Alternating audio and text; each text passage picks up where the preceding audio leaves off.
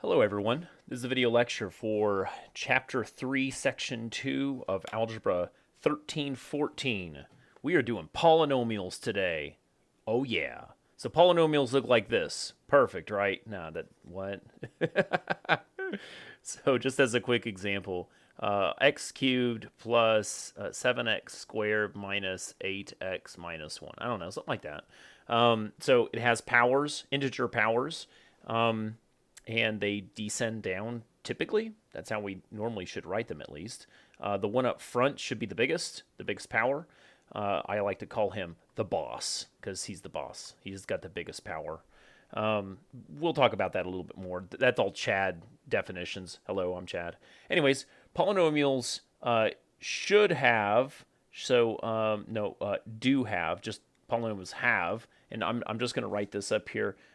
Positive integer powers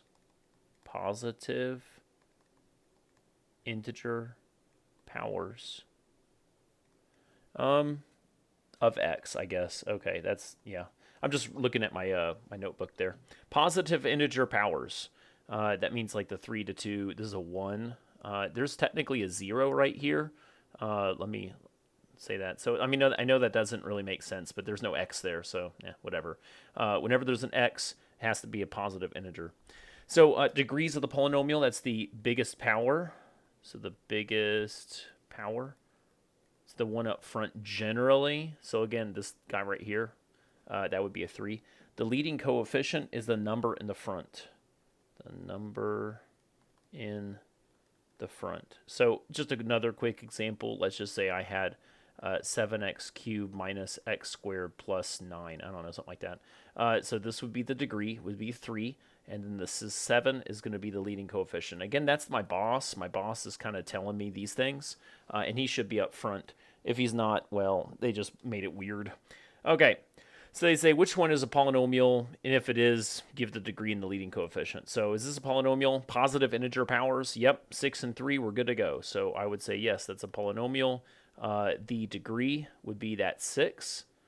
And my leading coefficient would be the 7 in the front. There you go. Is this a polynomial?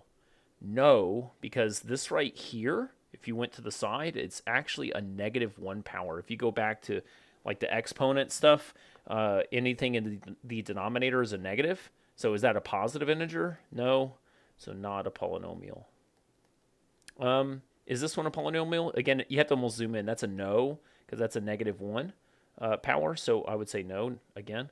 This guy's fine. Notice that they swapped these. Technically, it should be like this, because the biggest power should be up front. So this is what we're actually looking at.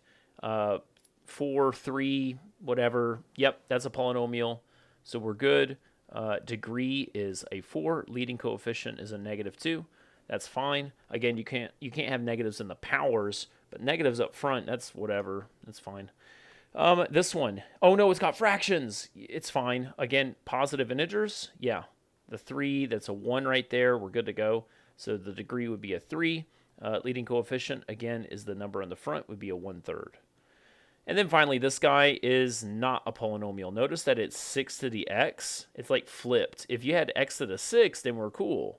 But this guy's no good. So not a polynomial. Okay, so graphs of polynomials are smooth and continuous. I don't know what to put here. Did I put anything here? I put nothing here. So they're smooth and continuous. Let me show you some examples of smooth and continuous, okay?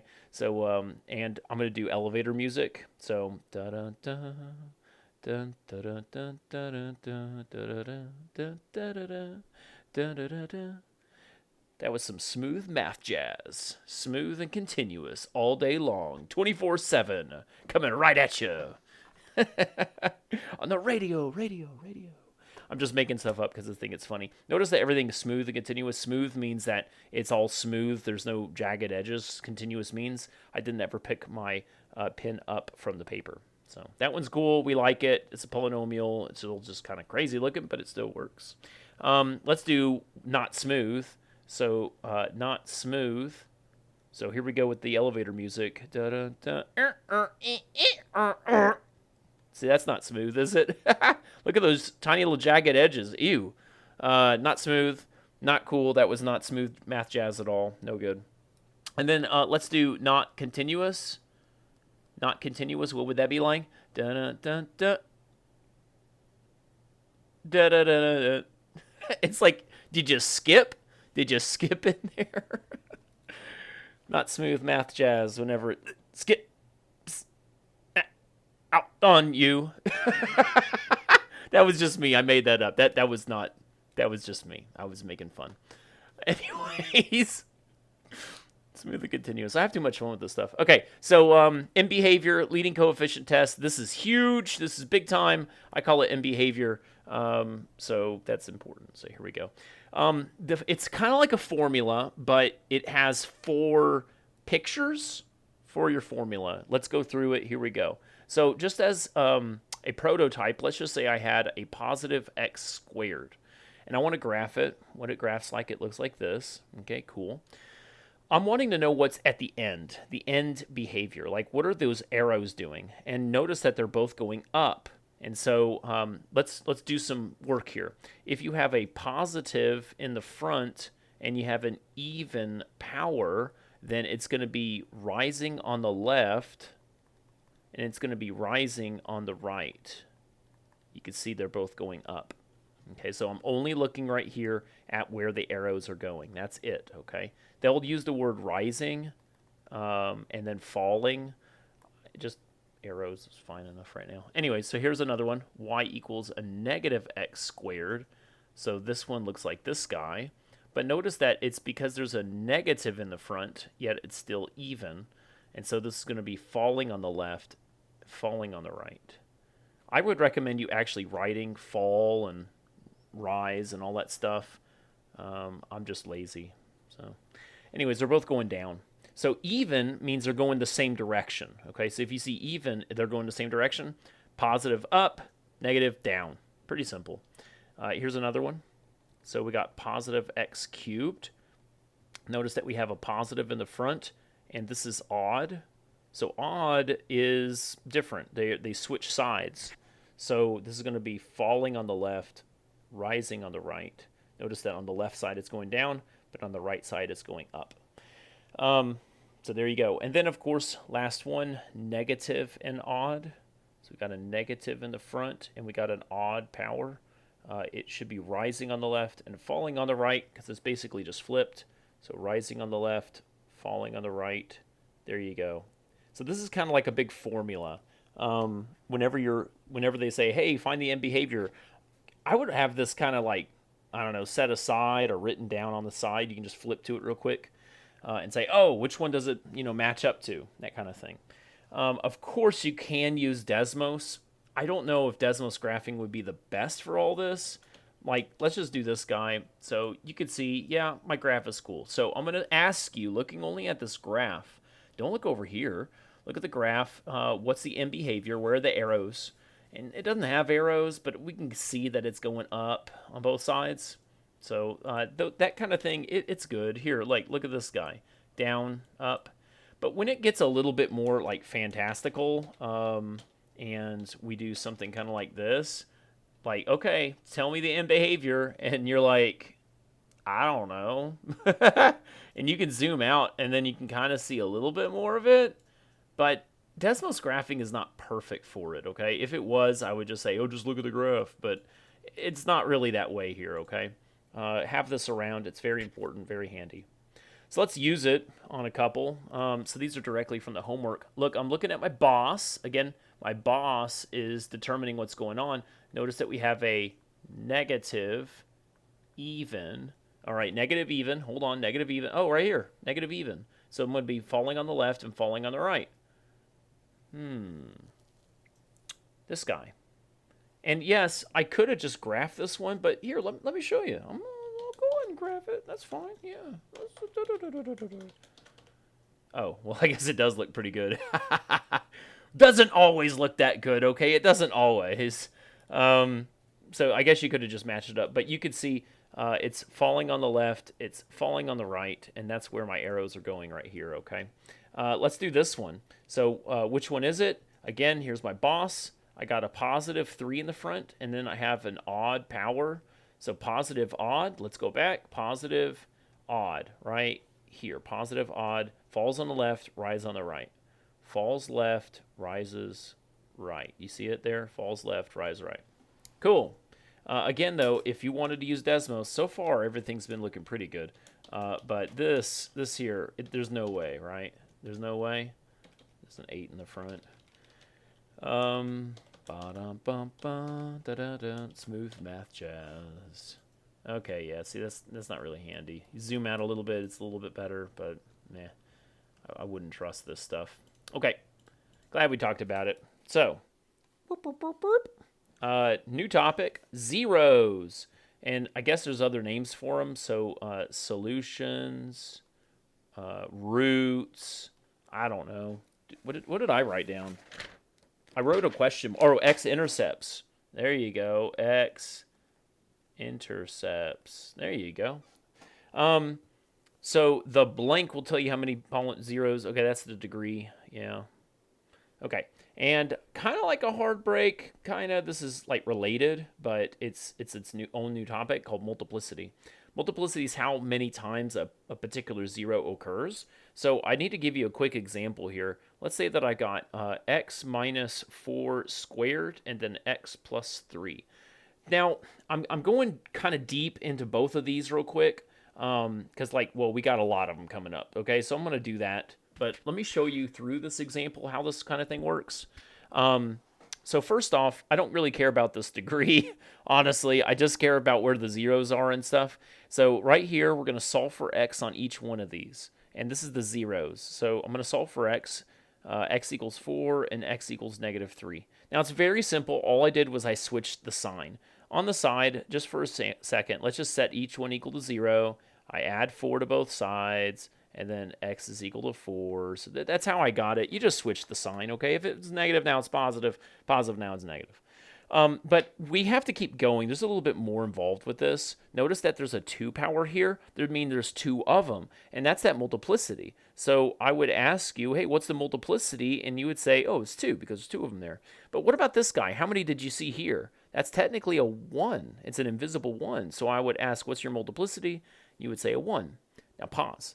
What we're looking now at is what the multiplicity is, even or odd. Notice that this one here is even, that number. I'm not looking at the 4. It just so happened to be also even, but that's not the point. I'm saying this right here, that number is even. And so right here, even multiplicity means it's going to touch. So right here, I'm expecting this one to touch. This number here, that 1, that's odd, okay? So odd. And odd is going to cross. And so I'm expecting that to cross right here. Let's put it all together. So at negative 3, 1, 2, 3, here's a 0. Hold on. That blue is just not good enough for that. Okay. Foink, foink, foink. Sound effects included. And then positive 4. So 1, 2, 3, 4. Here you go. So those are my zeros. We got it. Negative 3, positive 4. Everyone's happy. But when I hit up negative 3, I'm supposed to cross through at this point. So I'm supposed to cross through the x-axis. It'll look kind of like whoosh, just like that. Well, I'll show you. And then touch. Whenever I hit up this guy, I'm supposed to touch it. I don't know exactly what that's going to look like, but here we go. And the last little bit here is I need to know what the end behavior is going to be. Now, this is going way too much into this problem just to show multiplicity. But I want to give you the full oomph of it so that you can see what's going on. I'm technically foiling all this stuff out. I'm going to look at the first terms, and this makes this x cubed plus blah, blah, blah, blah, blah. I don't really care. But notice that we have 2 and 1 more makes a 3, and that's positive. Positive, odd. Wait. Positive, odd. Positive, odd. Fall left, rise right. Fall left, rise right. So right here, I'm going to fall on the left, I'm going to rise on the right, and I just need to connect the dots. And so it says I'm going to start traveling this way, and notice, oh, when I get here, I need to cross through, because that's what we learned, cross. So whoosh, cross right on through. Like there's a river, I cross the river. And then I come up to this guy, I need to get, hit this guy up right here. And he says, touch, only touch me. Okay, fine, I'll touch. Bloop. That's it, I just touch. Oh, the water's too cold. Let's go the other way. And there you go. Now, that is a terrible graph just because I was trying to show what's going on. Of course, if you just graph it in Desmos, it looks pretty. Wow. Anyways, so that looks really nice. You can see you got my 2 points. This one here, if you could zoom in, it crossed through. Here, it touched. Bloop.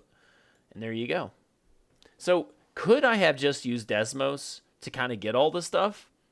Yeah. But I wanted to show you the process because you're going to have to go backwards a little bit if you're going to use Desmos. So I'm going to do a little bit of both, and I'll show you kind of what I mean when it comes to the homework, okay? The main thing I wanted to show was this multiplicity. Again, we're looking at these powers here, and we're just saying, are they even or are they odd? Do they touch? Do they cross? Let's do a lot of these. So lots of examples here. Here we go. All right, here we go. I want to solve for the zeros, multiplicity, and then graph it and all that kind of stuff. So opposites, right? So it was a positive 2, now it's a negative 2. This was a positive 8, now it's going to be a negative 8. Multiplicity, what's the power up here is a 1. If it's not anything, it's a 1. What about this guy? Multiplicity of 2. Yep. This number right here is odd. Therefore, I'm going to cross. This number right here is even. Therefore, I'm going to touch. And if you look around here, you're done. I don't read these things. It says state whether the graph does this or that, but it didn't actually say to graph it. I was going one too many. I was going too far. This is what your answer is. You're done. That was it. And I would say that that's a healthy way to approach this. Now, before we keep going, I do want to graph it and show you just, what does it actually look like, Chad? It looks like this. And there you go. So you can see that we got my negative 8, my negative 2. And then if you scroll out, you can kind of see the little wumpa-wump. So at negative 8, we indeed touched. And here at negative 2, you can see that we crossed right on through. Whoosh. Okay, so that's kind of neat. And in fact, if you want to graph it, it would look something kind of like that. There's your graph. All right, good enough, good enough. So let's talk about my math lab. See, this is great. I love this stuff, but my math lab is going to be a little bit weird. So part A, it's going to say find the zeros and x equals what? In the box, you put a negative 2 and a negative 8, and you're done. That was it. Part B. I'm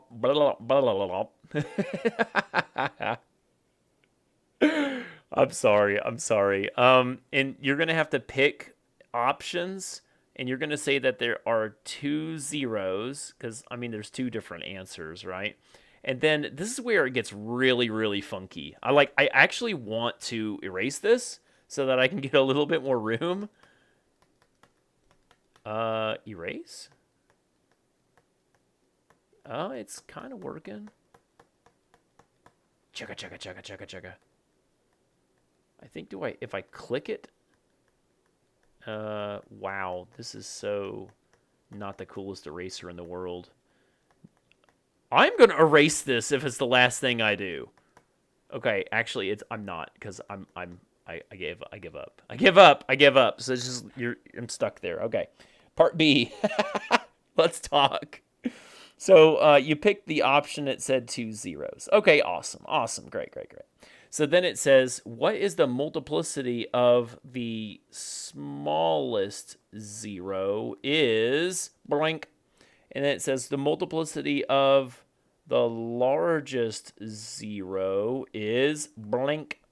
Okay, let's talk about this. Smallest zero? What do you mean by that?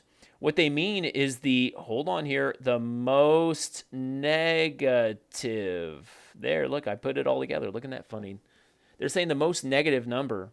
This is the most negative number right here.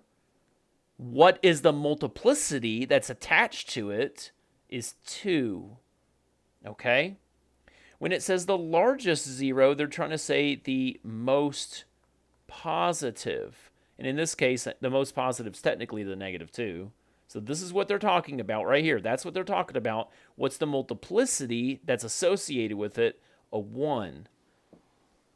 Part C is actually really easy. They say cross, x equals blink, and then touch, x equals blink. Well, I'm crossing at -2, and then I'm touching at -8. Notice again that the answers from part A are the ones that I'm using for part C. It's this part B business that's very weird. Do you know how many times people get this one wrong, especially on exams? They have the right answer here, ding. They have the right answer here, ding. And this one's all mixed up. And it's just annoying. So I think it's my math lab. Their language is not clear. Just now that you know, now you see it, okay? Let's keep going. So it says do the same thing. And I'm only going to do this stuff here now. So solve for x, 2, -4. What's the multiplicity? It's a 1. Yep. And what's the multiplicity here is a 3. Good, good. This number here is odd. Therefore, I'm going to cross. Yep. And then this number here is odd. Therefore, I'm going to cross. Yep, you got it. There you go. You did it. You did it. Now, I don't know if you were actually saying anything. Maybe it was in your head. Yeah. Okay, there we go. Uh-oh. That one looks kind of weird. What they want you to do is factor it. What do they all have in common is an x. So it looks like that. And then we could factor it even more. See this one here, it looks like it's going to be a -5 and -5. What adds up to -10 but multiplies to 25 is 5 and 5, essentially, right? But negatives. If you wanted to go a little bit further, you can see that the 5 is actually squared. So there's like 2 of them. And one more step, this is technically a 0. Like, what's the number that's beside it? What number do you have right next to this thing? Nothing. It's 0. So when you solve it, it's x equals 0, and this guy is x equals 5. So here we go. X equals 0, x equals 5. The multiplicity for this one is a 1. Multiplicity for the 5 is a 2. This number right here is odd. Therefore, you're going to cross. This number right here is even. Therefore, you're going to touch. And again, I should be graphing these just to kind of like prove a point.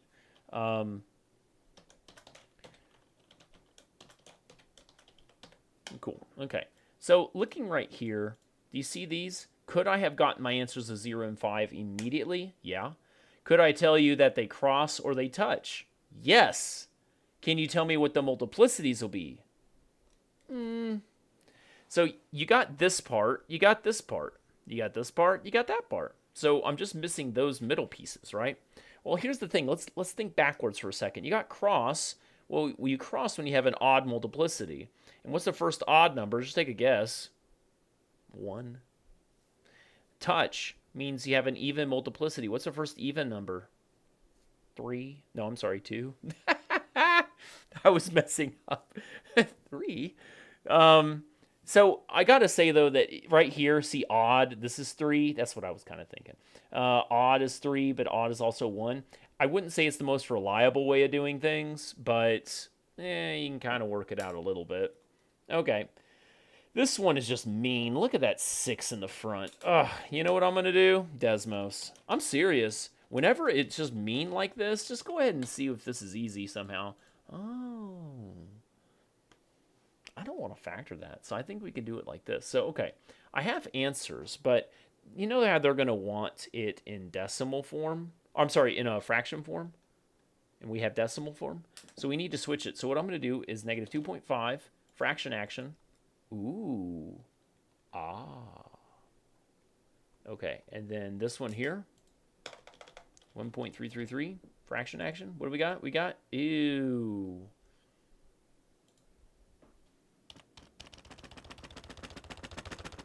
Did it work? Did it work? Did it work? It did. It did. There it is. Yay, we did it.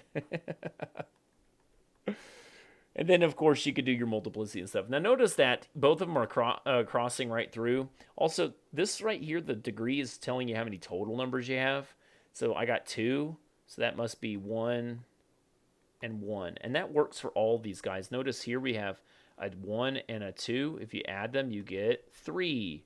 3. See how that kind of works? So there's some patterns there that are pretty important.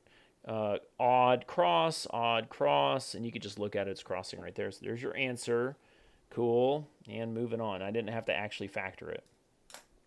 This one here I can factor with grouping, so I would rather do that. We got x squared, leaving behind x plus 3. Here they both have a minus sign, leaving behind an x plus 3. I can now factor this out to the front. Plus 3. I got x squared minus 1. That's a 1 right there technically. And you can even keep going. This x squared minus 1 is a minus 1 and a plus 1. So those are your three answers. X equals negative 3, x equals 1, x equals negative 1. Multiplicity of 1, multiplicity of 1, multiplicity of 1, cross, cross. I didn't spell cross right. And then cross. There you go. More looks like okay. This one's a factor by grouping also. So I got x squared, x plus 2. What do they have in common? Is a negative 4. Leave behind x plus 2. Factor it out. Same thing. Getting a little bored. Doing the same thing. And pause. Pause. I would normally do exactly the same type of answer here, but you can see something different. Look, look, look. These are the same. So if you were to rewrite this, it technically would have a 2 up there because there's 2 of them. Now things are different. X equals negative 2, multiplicity of 2. That's an even number, so it's going to touch. Here we got x equals 2, multiplicity of 1, because that's a 1 right there basically. 1 is an odd number we're going to cross. There you go. So these are your answers. You know how my math lab's going to want you to do it. You can graph it if you like, but blah, blah, blah. There you go. All right. Turning points equals degree minus 1. Moving on. So whatever. Okay. So like x cubed stuff that normally looks something kind of like that. And so how many times does it turn? It turns 2 times. So 3 minus 1 is 2. Okay. Graphing polynomials. Decimals. Not really, because you know my math lab's going to ask for this stuff. But if they did just say find the graph, I mean, come on, guys, come on. You probably should be using Desmos because it's like, you know, way awesome. Look at that. Look at that. In fact, if you go to the very last one, you can just kind of look at, oh, yeah, look at that. Now, I do want to use this. I'm not going to try to get away from Desmos. I just want to use it respectively. Respectfully? One of those. Anyways, this is the answer. That's great. And that's cool. But I want to go back and see, can I do this without it? Can I also use it to find these other things? So let's just go backwards a little bit. I'm going to use the graph here to do it, and then I'm going to go back and kind of do a little bit by hand. It says, what kind of symmetry do we have? Well, it's got to be perfect. Like home screen, it's got to be perfectly one side to the other, corner, or whatever. I don't see it. It's neither. Okay? That's just looking at the graph. Y-intercept. Where's it crossing this Y line? It's right here at 0. Find the x-intercepts right here. Where's it crossing the x line? 0 and 3. And then they both touch. They both touch. Last one in behavior. So if you look at it, they're both going up. So rises left, rises right. Rises, rises. There you go. So I just looked at the graph and did it all. Let's do a little bit better, you know. So I'm going to now use a different color, and it's going to be fancy. I wanted that blue. It's more like a cyan. Dark blue? Indigo? Indigo. That's close enough. Okay, so it don't matter to me. So looking right here, we got a positive, even. Positive, even. Oh, wait. Positive, even. Oh, yeah, look right there. So rises left, rises right. Oh, yeah, look at that.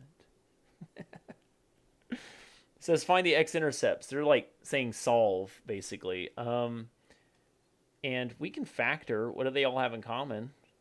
An x squared. So x squared minus 6x plus 9. We can factor that down to a -3, +3. No, I think it's two -3s. -3, -3. Where's my eraser? No, that was the wrong one. Erase that thing. Aha! We did it, finally. Notice again, -3 and -3 would make a +9. -6, all that kind of stuff. So if we rewrite it, x squared and then x minus 3 squared, again, when x is all by itself, it's technically a 0. And so then we got x equals 0, x equals 3, multiplicity 2. That's an even number, so we're going to touch. Even number here, so it's going to touch. And there you go. So we did everything. Y-intercept, this is when you plug in 0. So I'm going to plug in 0 into the original. Wherever you see an x, you put a 0. And yeah, we get 0 times, or 0 plus 0 plus 0 is 0. There you go. It says symmetry. If you went back to the original, 6x cubed, just copying it down, plus 9x squared. If you go back to the original, we're looking at the powers. So notice even, odd, and even. I have an even and an odd. I can't have both, so therefore neither. Again, origin is odd. Y-axis is even. So those are just different names for the same thing. But this is neither, so there you go. And then finally graph it with all the information you did. You just do it, and there you go. And we're done. Oh, no, don't look at that. Long division. What? That's it for now. Thank you very much, and have a great day.